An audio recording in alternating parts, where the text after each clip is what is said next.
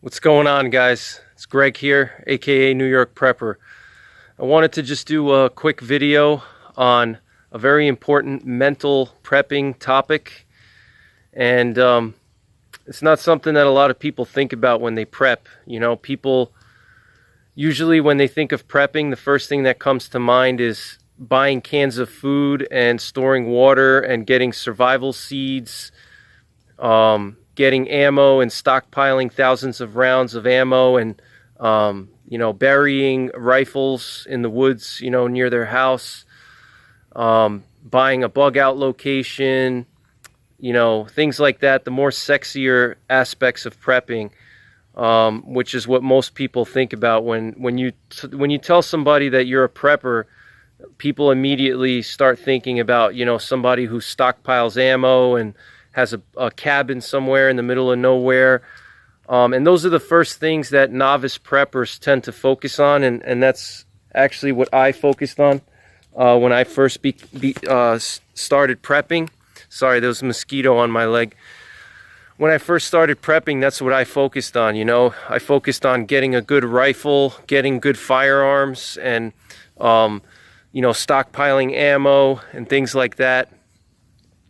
But I neglected a lot of the mental aspects of prepping. Prepping is not just physical. It's not just what you can buy and what you can store. It's a whole big thing. Prepping is not just, I'm gonna go buy a couple hundred rounds of ammo and get a cabin somewhere in Montana and I'm all set. It's a lot more than that, okay? And that's why my slogan is the 3 P's: prepare, practice, and persevere. Because preparing means you're stockpiling stuff, and practicing means you're going to the range and practicing your shooting skills and things like that. But persevering means mentally, you have to mentally persevere through SHTF or through a disaster. It's not good enough just to have stockpiles of gear.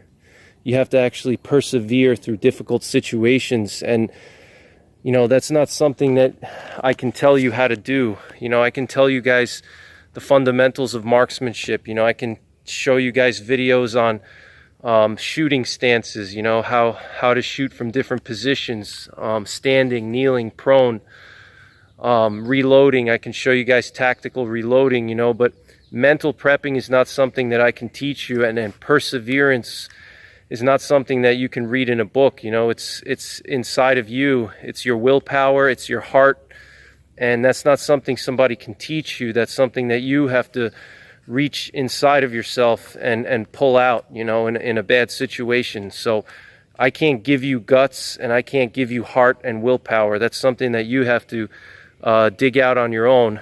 And what I want to talk about is so everybody focuses on firearms and tactics and, getting tactical training, going to a tactical training course and learning how to shoot, tactically and doing tactical maneuvers and, doing all that kind of stuff. But a lot of people don't focus on a very basic thing, is that when the time comes, are you going to be able to pull the trigger? When the time comes that you have to actually use force, deadly force, are you going to actually psychologically, are you going to be able to do it? Are you going to be able to squeeze that trigger, pull the trigger? And that's not something a lot of people think about. People immediately think about, okay, I'm going to get myself the best rifle, and I'm going to get thousands of rounds of ammo for it. I'm going to sit on my roof, and when the looters come, I'm just going to start shooting them. Or when the marauders come, or when somebody tries to break in, I'm just going to start taking them out, but we don't really think about psychologically, are you going to hesitate when the time comes, and that's where perseverance and mental toughness come into play. When there's a bad situation, it happens quickly, and you have to make decisions fast. You're not going to have minutes or hours to react. You're going to have seconds, and the decisions you make will determine who lives and who dies. And you know, you're going to have seconds, sometimes split seconds, to determine what you need to do to survive a life-threatening situation. So, you know, this is something that all of you guys should think about, especially if you carry firearms. If you have a concealed weapons permit, if you own firearms that you plan to use for self-defense, you know, these are things that you need to think about. Is, you know, will you hesitate when the time comes? You know, will you start to hesitate, you know, even if you're justified to use deadly force under the law? You know, if the law says whatever it says, depending on where you live, every state is different, every country is different. But let's say, you know, you live in a state and the law says you're allowed to use deadly force on somebody to save your life or save somebody else's life, and you're 100% legally justified and morally justified too. You know that it's the right thing to do. You know that it's legally fine, but for whatever reason, there's a part of you inside that doesn't want to squeeze the trigger, and you don't want to use that deadly force because you're a human being, and, you know, it's hard to do that. You know, killing somebody is not something that's to be taken lightly. And a lot of people on YouTube, they think that, you know, I'm just going to get myself an AR, I'm going to sit on my roof, and I'm just going to start blasting people, you know. That's not the real world. Just talk to any veteran or even any police officer that had to use deadly force in a line of duty shooting. And, you know, a lot of these guys get psychologically traumatized even just from shooting one person. You know, they carry that around with them for the rest of their lives, all right? So I think a lot of preppers, they get this fantasy idea that they're just going to start running and gunning and taking people out left and right, and, you know, kicking down doors and putting on their plate carriers. And, you know, again, I'm not against tactics, and I'm not against firearms. I love that stuff, you know, but you also have to mentally prepare yourself. And, you know, you could have all the training in the world and be the best shooter, but if you hesitate when the time comes, you know, if you have to pull the trigger and you can't do it, you know, because you just, for whatever reason, you don't want to pull the trigger. There's a lot of people that happens to people. You know, even people that go hunting, they don't, you know, they have a huge buck that walks in front of them. They spent days hunting, and this big buck walks by and they hesitate. They're afraid to pull the trigger because they don't want to kill the deer. You know, they feel bad for it. Same thing with, you know, self-defense. You know, some people have a hard time using force, whether it's deadly force or even non-deadly force. You know, let's just say even using non-deadly force. Let's say you have to apply a restraint or a chokehold, or you have to punch somebody, or use some kind of non-deadly physical force that you know is going to injure that person. Even though you're justified to do it, you know, there's a part of you that doesn't want to do it because you feel bad. You know, you feel bad for that person. You don't want to shoot them. You don't want to injure them, or you don't want to kill them. Same thing with a lot of hunters. You know, I've seen it happen before. You know, and you know, people pass up, you know, animals that they're hunting because they feel bad for that animal. They don't want to kill it. And there's nothing wrong with that. I've done it myself. You know, I've passed up a lot of bucks that I thought were too young or too small. And, you know, for whatever reason, I said, I'll let this one live this year.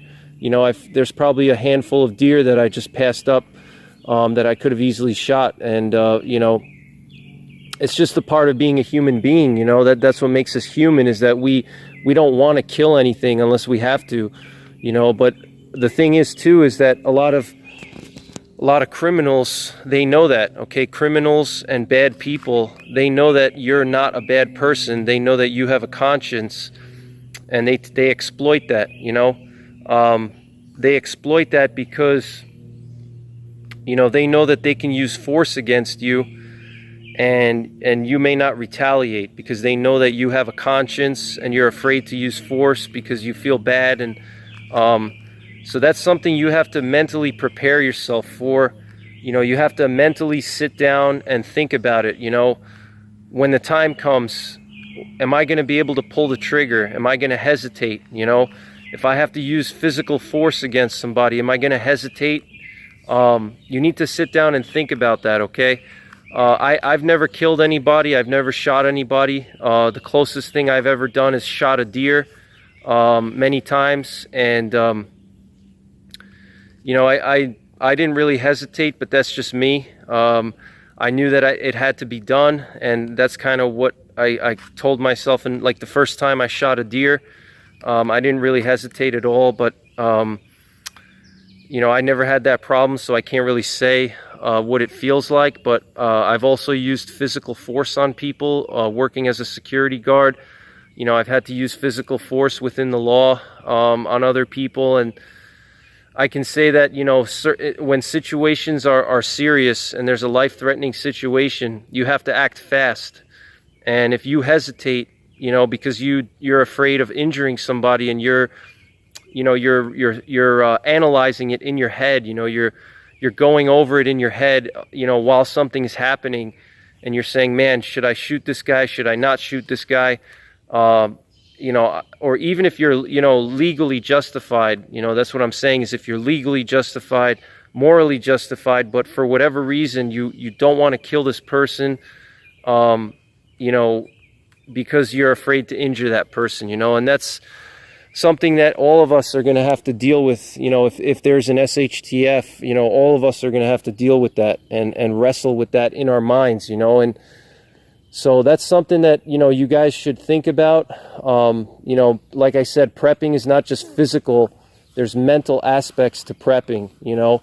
Mental prepping is probably bigger than physical prepping, because physical prepping it's just physical things, you know, like it's just a physical item. Like, so, you know, physical prepping is a very small portion of prepping, because physical items can always be replaced. And it doesn't matter what kind of physical items you have, but if you don't have the right mindset, you don't have control of your emotions, and you don't have the skills to use your tools, it doesn't matter what kind of gear you have and what kind of training you have. If you can't control your emotions, if you don't have good intelligence, and you can't make quick decisions, you know, mental prepping is the most important thing, in my opinion, besides physical prepping and spiritual prepping. You know, it's very, very important. So, you know, going back to the criminals and stuff like that, you know, if it doesn't matter if, you know, you have all this training, you know, but when the time comes, you're not going to be able to pull the trigger because you can't control your emotions, all right? And I've talked about the importance of keeping your emotions under control. All right, in a crisis situation, you need to control your emotions. If you don't control your emotions, then you're not in control of yourself, and you can't make good decisions, and you're not going to be useful to anybody around you. You're going to be a liability to anybody that's with you, and you may jeopardize other people's safety. So controlling your emotions is critical, and that goes back into mental prepping. You need to sit down and mentally think, you know, can I pull the trigger when the time comes? You know, am I going to have the guts to do it? Or am I going to start getting emotional and I'm not going to be able to do it? And, you know, if you make the wrong decision, somebody's life or your life could be ended, you know. So, you know, and like I said, criminals, these are people that, you know, a lot of them, they have no conscience, you know. They have no problem killing somebody. They have no problem killing you or harming your family. They don't care. So they already have an advantage over you in that respect, you know. So if there is an SHTF and there's bad guys running around the streets, they already have an advantage over you, because many of them have already killed people, they've already assaulted people, and they don't get emotionally affected by it like you do, all right? So they have an advantage over you because they know that you're going to get emotionally infected and they're not. So in SHTF, or even now during rule of law, personal defense, you need to be ready to make quick decisions. You can't hesitate. You know, if you have to use force, you have to make that decision and do it quickly, because you're only going to have a few seconds. You're not going to have minutes to ponder, you know, should I take this guy out? Should I not take this guy out? You know, and again, I'm talking about if you're legally justified, you know, are you going to hesitate? You need to think about that and conquer that. All right, so that's pretty much it, guys. Thanks for watching. Take care. God bless. And don't forget the 3 Ps: prepare, practice, and persevere.